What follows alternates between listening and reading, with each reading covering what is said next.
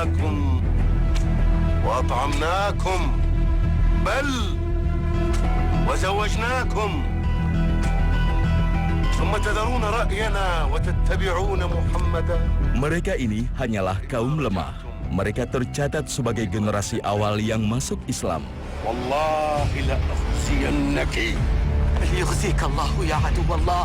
Maka ketika para petinggi Quraisy mengetahui keislaman mereka, siksaan mulai menyapa mereka.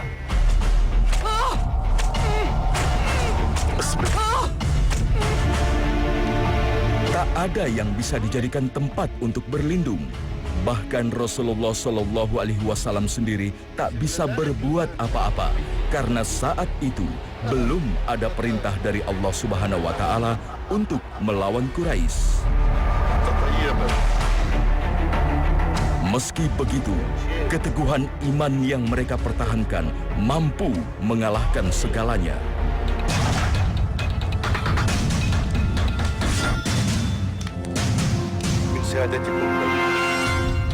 Nyawa pun mereka relakan demi mempertahankan nikmatnya iman.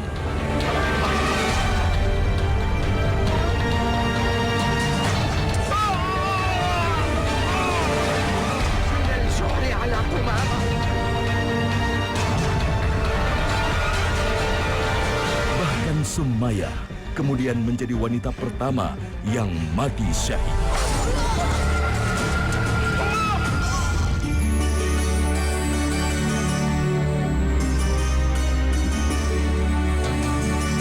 Keluarga Yasir sejatinya berasal dari negeri Yaman. Sejarah mencatat kedatangan Yasir bin Amir al-Ansi ke Mekah bertujuan untuk mencari kerabatnya yang ada di Mekah. Dan sudah menjadi tradisi masyarakat Arab saat itu bahwa kaum lemah ataupun pendatang harus berlindung kepada suku yang berkasta tinggi agar mereka terhindar dari berbagai ancaman.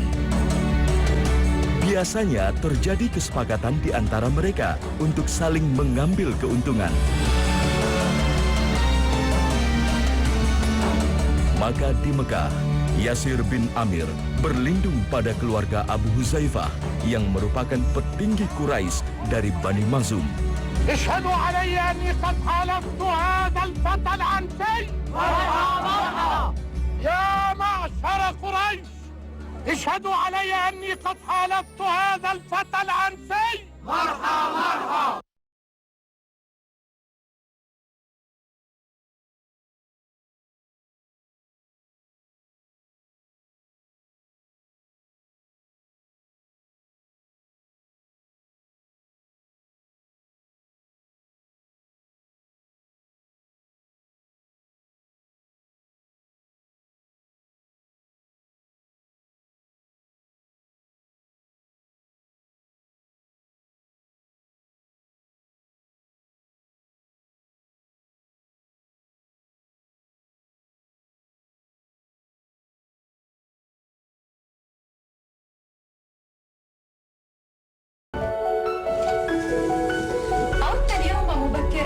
Ketertarikannya pada Sumayyah membuat Yasir memutuskan untuk menetap di Mekah.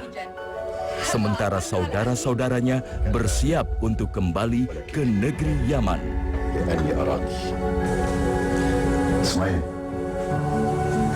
نعم يا سيدي. أنت أجمل من رأيت من النساء. أنا يا سيدي؟ أجل يا سمية. ولكني سوداء. بل أنت بلون الدفء، بلون الحياة، وإني أحبك.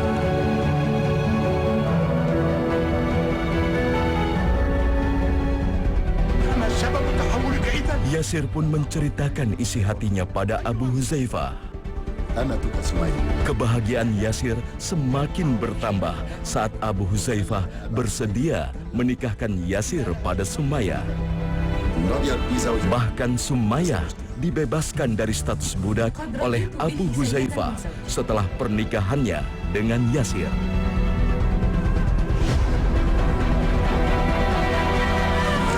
صرت حرة وزوجة.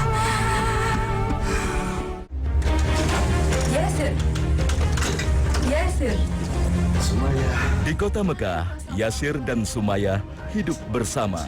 Mereka hidup dari hasil bekerja pada keluarga Bani Makhzum. Meski tak bergelimang harta benda, keduanya tetap hidup bahagia.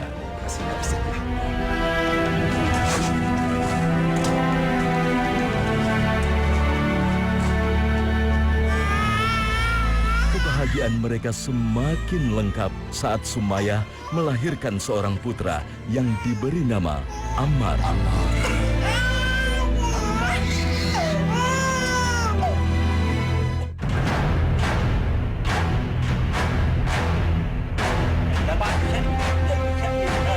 Keluarga ini terus hidup di Mekah dan tetap bekerja pada keluarga Bani Makhzum.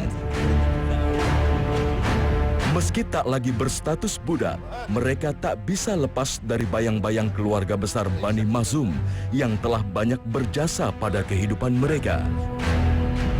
Hingga seluruh kehidupan mereka dihabiskan untuk bekerja dan berbakti pada Bani Makhzum.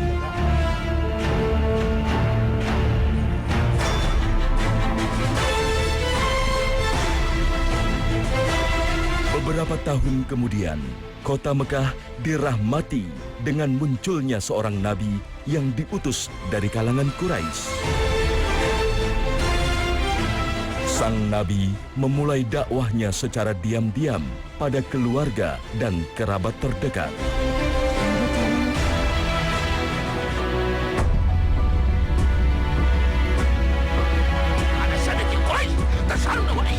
Sejarah mencatat para pengikut awal Rasulullah Shallallahu Alaihi Wasallam kebanyakan berasal dari kaum miskin dan orang-orang lemah.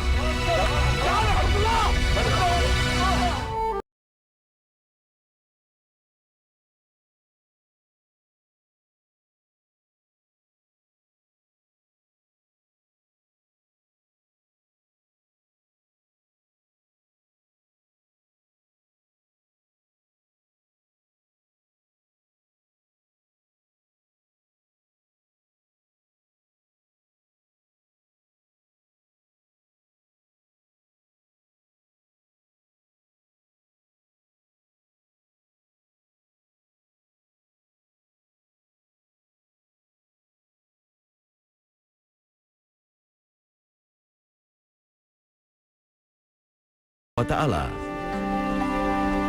Tak ada perbedaan kasta yang membatasi antar sesama manusia. Sehingga ketika mengapa begitu mudahnya Ammar bin Yasir, kemudian ibunya Sumayyah dan Yasir masuk Islam hanya dengan dialog ringan.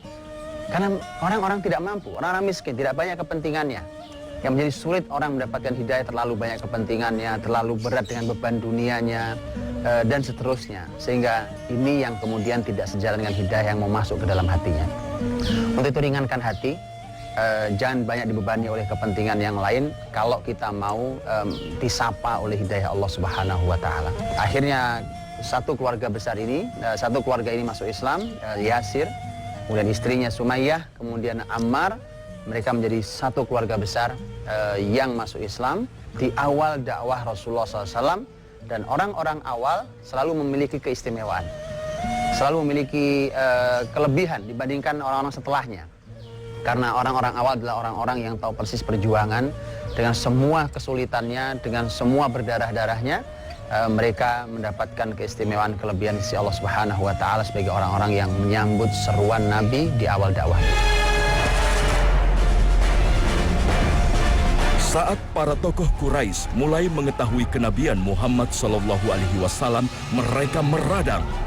Rasulullah Sallallahu Alaihi Wasallam dianggap membangkang dari ajaran nenek moyang. Mereka juga tidak menerima kenabian datang bukan dari keturunan keluarga mereka.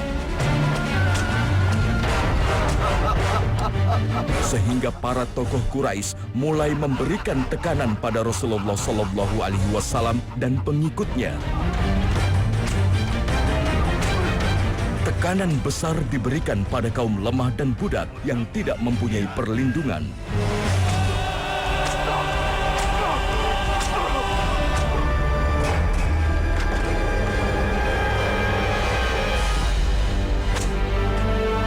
Saat saat keislaman keluarga Yasir diketahui, sontak membuat keluarga besar Bani Makhzum marah besar.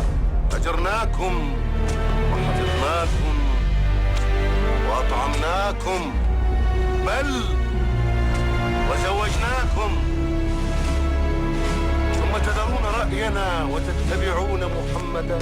Keislaman keluarga Yasir dinilai telah mencoreng nama Bani Makhzum karena telah menjadi pengikut dari orang yang sangat dimusuhi. Maka keluarga Yasir harus menerima siksaan karena tak mau kembali pada ajaran nenek moyang yang menyembah berhala.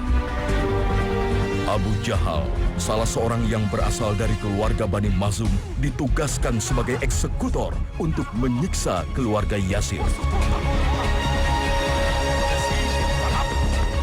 Dengan perlakuan yang sungguh biadab, keluarga Yasir disiksa oleh Abu Jahal yang disebut Rasulullah SAW sebagai Fir'aun di umat ini.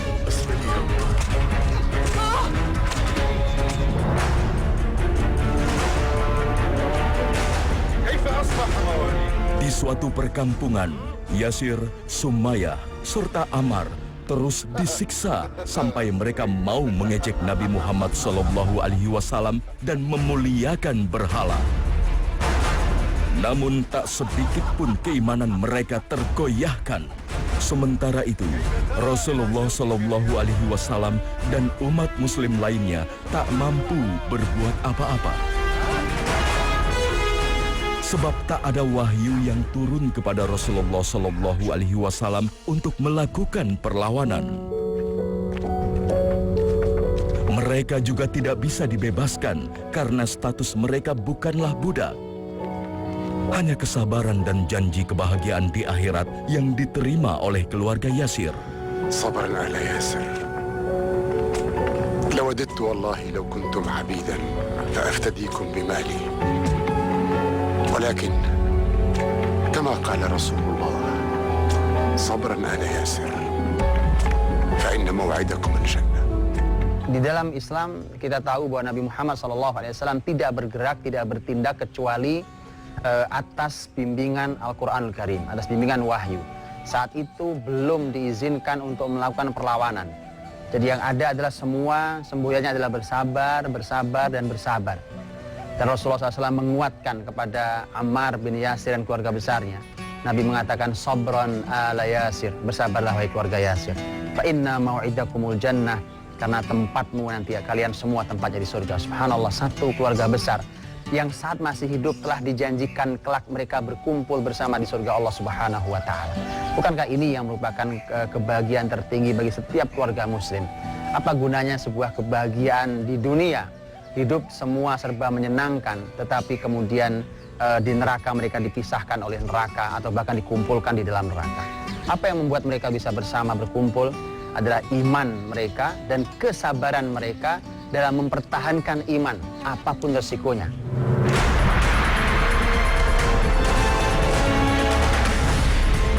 Iman yang telah merasuk ke dalam jiwa keluarga Yasir membuat siksaan demi siksaan yang diterima seolah tak berarti apa-apa. Bagi mereka, keimanan adalah hal yang paling mahal dan tak bisa ditukar dengan apapun. Bahkan di tengah siksaan yang dihadapi, Sumayyah berani melawan Abu Jahal. واللاتي ما آمنت بمحمد إلا لأنك عشقته لجماله. ألا لعنة الله عليك أيها الخبيث الفحاش البذيء. إنك والله لأهون عندي من الجعل على قمامة. Akibat tindakan Sumayyah, Abu Jahal tak mampu membendung emosinya dan membunuh Sumayyah dengan sangat kejam.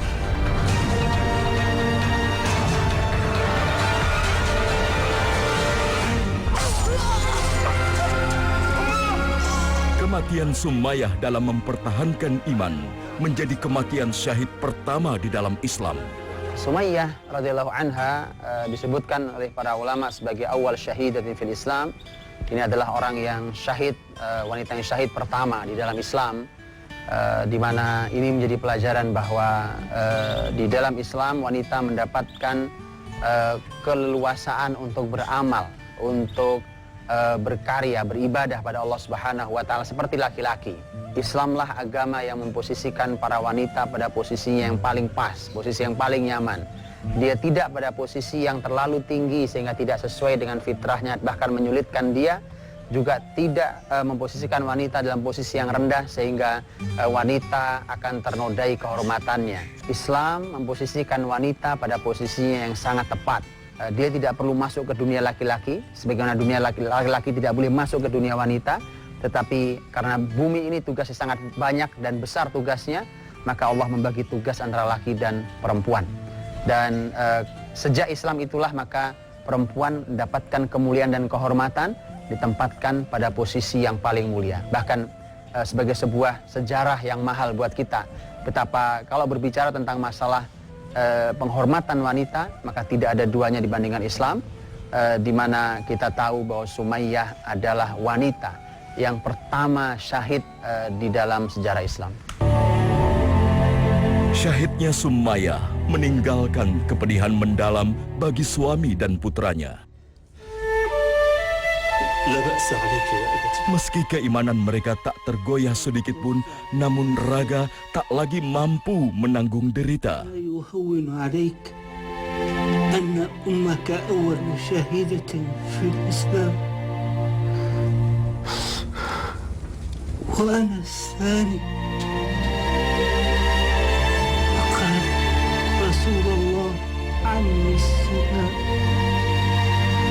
Tak lama setelah itu, Yasir wafat, menyusul kepergian istrinya tercinta.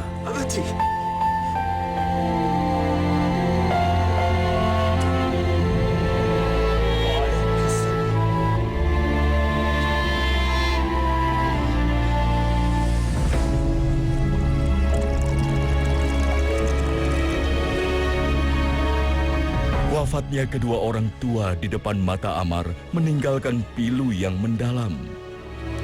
Sementara itu, Quraisy terus mengancamnya dengan siksaan yang tak manusiawi.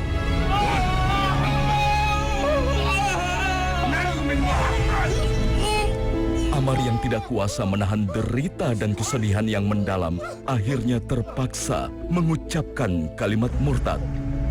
ارفع بها صوتك ليسمعها هؤلاء. محمد كذاب كذاب. هل سمعتموها؟ أما والله لقد قالها. Abu Jahal dan tokoh lainnya begitu puas hingga akhirnya membebaskan Ammar.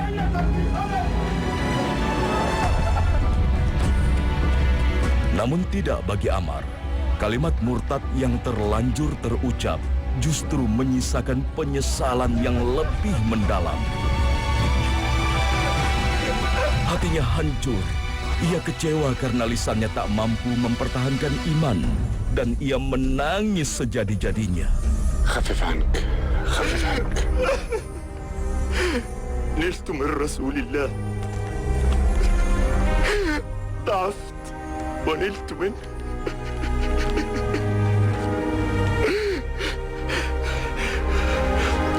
خذني إليه أقبل قدميه. Inilah yang paling mahal bagi kehidupan orang beriman. Apakah iman ini akan digadaikan? Tak ada yang bisa menghargainya karena dia begitu mahalnya. Maka Ammar sedih luar biasa. Inilah orang beriman. Orang beriman adalah orang yang mempertahankan imannya dengan sekuat tenaga. Saat dia terpeleset, maka kesedihan luar biasa dialami oleh orang-orang beriman. Seperti Ammar bin Yasir. Maka turunlah ayat. Ayat inilah yang kemudian menjadi sebuah kaidah besar di dalam Islam. Man kafara billahi min ba'di imanihi illa man ukriha wa qalbuhu mutmainnun bil iman. Orang-orang yang kafir setelah iman mereka, setelah imannya, ini adalah seseorang mereka yang murtad. Dianggap murtad kecuali orang yang dipaksa tapi hatinya tetap yakin, tetap teguh dengan keimanannya. Maka Nabi SAW menyampaikan ayat yang diturunkan kepada beliau. Ternyata Allah menyampaikan orang-orang yang terpaksa tapi hatinya masih penuh dengan iman, maka mereka bukan orang-orang yang murtad. Dan Ammar bin Yasir radhiyallahu anhu bahkan mendapatkan kalimat tambahan dari Rasulullah SAW. Kalau mereka memaksamu lagi, maka ulangi hal yang sama, tidak ada masalah. Kenapa? Karena Nabi SAW tahu bahwa hatinya Ammar bin Yasir adalah hati yang tetap kokoh dengan keimanan. Tetapi pembahasan tentang masalah dipaksa atau terpaksa itu harus ada ukurannya. Jangan juga terlalu mudah kita mengatakan saya terpaksa melakukannya, saya terpaksa melakukannya. Karena ada ukurannya. Terpaksa dalam batas seperti apa, pemaksaannya seperti apa, ancamannya sejauh apa. Kalau ancamannya sejauh sampai kemudian bisa menghilangkan nyawa seorang, tentu nyawa dalam Islam sangat mahal harganya, maka di keadaan seperti itu maka yang haram pun kemudian diizinkan karena darurat. Ad-darurat tutubihul mahdhurat, bahwa yang darurat mengizinkan untuk melakukan hal yang diharamkan.